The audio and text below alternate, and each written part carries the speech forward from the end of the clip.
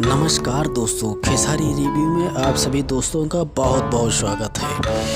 अभी 20 तारीख को खेसारी लाल की फिल्म रिलीज हुई है राउडी इंस्पेक्टर, जो कि बहुत ही सुंदर पिक्चर है। आप लोग इस पिक्चर को देखिए और आनंद लीजिए। इसमें जितने भी गीत लिखे गए हैं वह हैं सत्या सावरकर जी के कलम से लिखा गया है। आप लोग हमारे चैनल पर यह वीडियो आप लोगों को थोड़ा भी अच्छा लगा हो तो हमारे चैनल को सब्सक्राइब करें, बेल आइकन प्रेस करें।